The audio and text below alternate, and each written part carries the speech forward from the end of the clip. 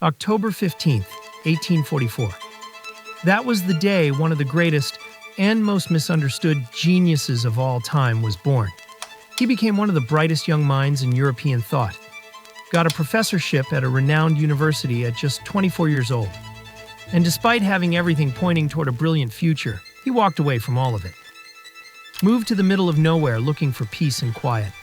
And from that silence, he built perhaps the most powerful and most misread philosophical ideas in history. His ideas exposed the contradictions in everything that had been taken for granted until that point. They revealed the true, and maybe unsettling, nature of what actually drives human beings. What makes something right? What makes something wrong? And after shaking the world with those ideas, he lost his mind. Most believe it was because of the sheer weight of what he had to face and understand. Truths too heavy for any one person to carry alone. This is the real story of a man who was consumed by what he saw. After pulling back the veil on what really lies behind human beings, behind society, behind nature itself, behind the entire universe. Today we're going to look at the life and philosophy of Friedrich Nietzsche. God is dead, and we have killed him. One of the most profound and striking lines Nietzsche ever wrote. And when you dig into his story, you find something almost ironic. He was the son and grandson of Lutheran pastors.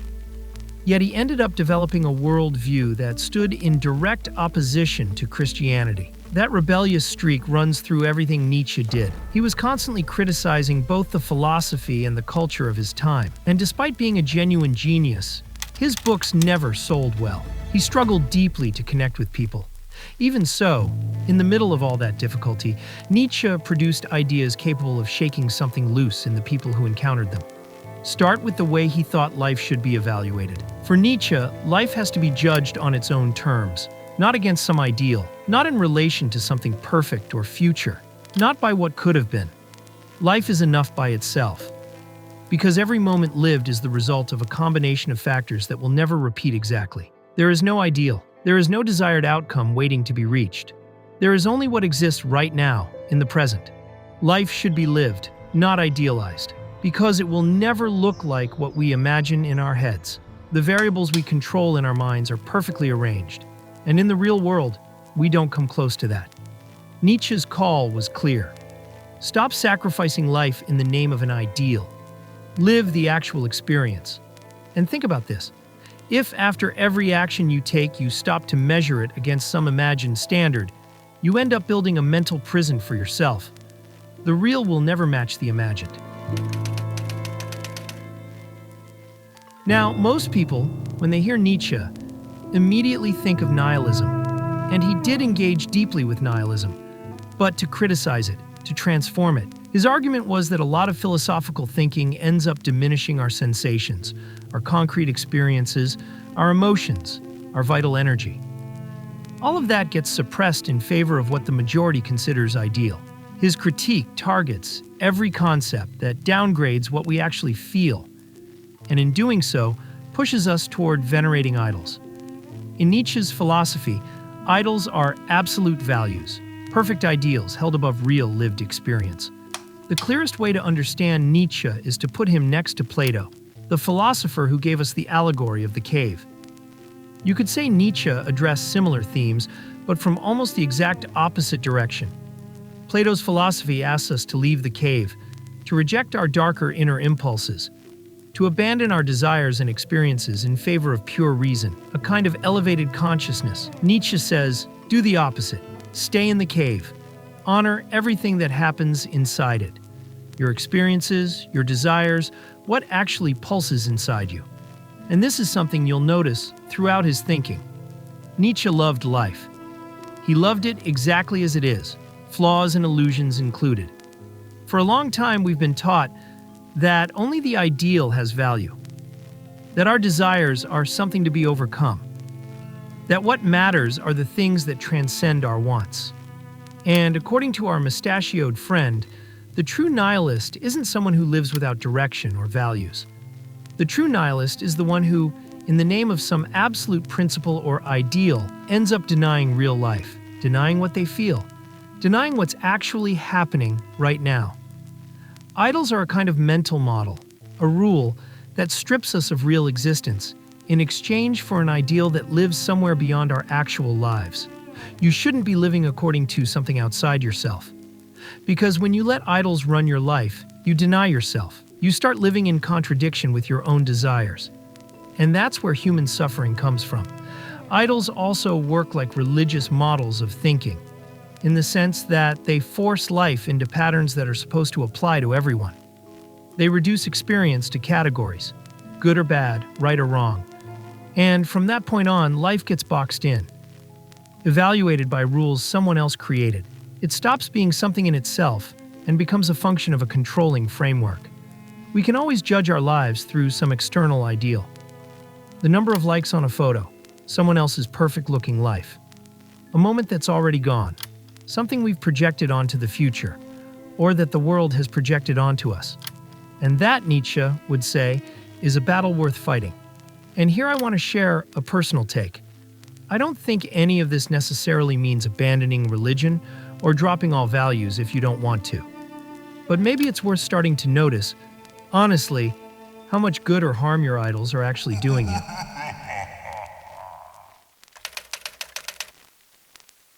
The answer Nietzsche found to all of this is what he called the eternal return, a way of measuring the quality of a life based on the life itself. For him, pay close attention here, life is good when you have no problem living it again. So instead of measuring life against external things, you measure it by the sensation it produces in you. The central question for identifying a good life or a bad one is, would you be willing to live it again, endlessly? Nietzsche believed life is good when you don't want it to end. When you're not watching the clock, hoping time moves faster. When you're not thinking about the future or the past, just living the present moment, wanting it to last forever. And when you find yourself desperate for a moment to be over. That's life at its lowest point. Now, obviously, no one can live a magnificent life in every single moment. Every human being goes through hard times, difficult situations. Nietzsche's hope was that by following your own desires, you naturally reduce how often the negative ones occur. And I think the real core of this part of his philosophy is a provocation. Pay attention to your life. Most of us go through it without stopping to reflect, without asking whether what we're living is actually doing us good, whether we're living in a way we won't regret at the end. The problem is that for most of our lives, we're taught to measure our experience by external standards, a perfect grade on a test, getting a degree to become someone, learning to value the things society values, the car, the house, the ideal job. And in that process, we leave behind the most important thing of all, the unique experience of each individual, the emotion, what it actually feels like to do something. The eternal return isn't something you apply in hindsight. It happens in the present moment. An action shouldn't be validated by what comes after it. It should be validated by the experience it generates while it's happening.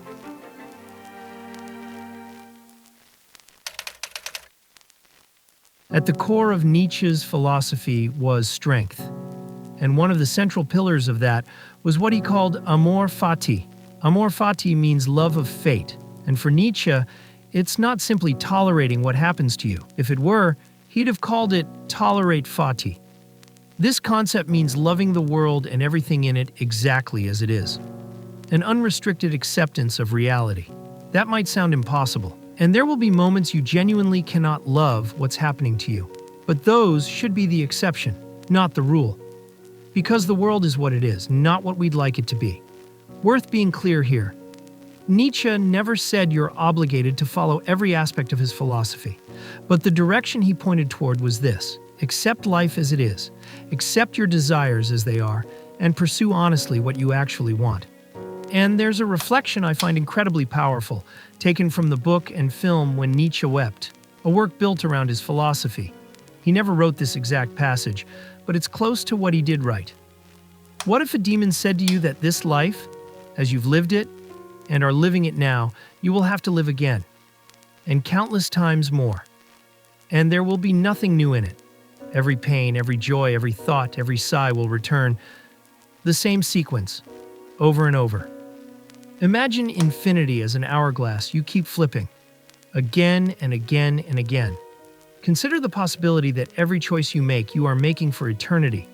Do you like that idea? Or does it disturb you? Does it bring comfort or fear?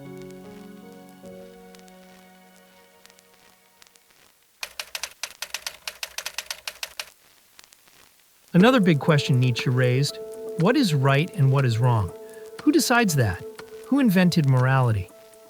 I want to make a dedicated video about this at some point.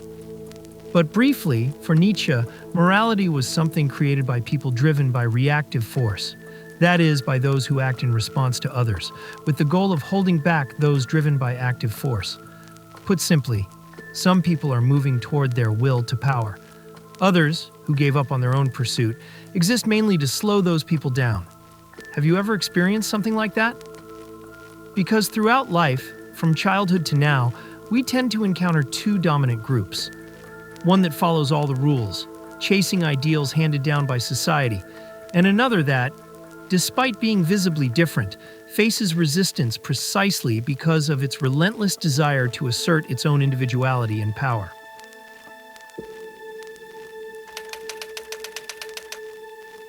And even after building all of that, even after producing ideas that would change how people understood themselves in the world, Nietzsche did not escape a tragic end, perhaps one of the worst imaginable. At just 44 years old, he had a mental breakdown in Italy.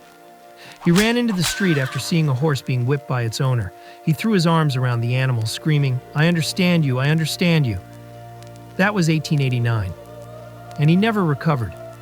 11 long, terrible years followed, until his death. He spent his final days in a state of severe mental deterioration, unable to engage in any intellectual activity, completely cut off from the outside world. We can't know the exact cause of his collapse, but it's hard to ignore the physical and emotional toll of the way he lived, and the weight of the philosophical and emotional questions he carried. His life was marked by a series of losses and internal conflicts that almost certainly made things worse. He lost his father. He lost his brother. His personal and professional relationships were, by almost any account, deeply complicated. His relentless search for meaning and truth, combined with his radical critique of morality and religion, put him in direct conflict with most of the dominant values of his time. And that kind of friction, sustained over a lifetime, erodes anyone. On top of everything, Nietzsche struggled his entire life to form lasting, meaningful connections, which may have deepened a sense of isolation that never really left him. And we know what that does to a person.